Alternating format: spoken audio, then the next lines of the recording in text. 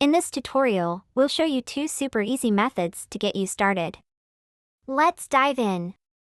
First up is the Shape panel. Note, the sidebar is collapsed by default. Click the blue library icon at the top left to open the Shape panel. Choose any shape you like from the panel. You can either click it to place it in the center of the canvas or simply drag and drop it to your desired spot.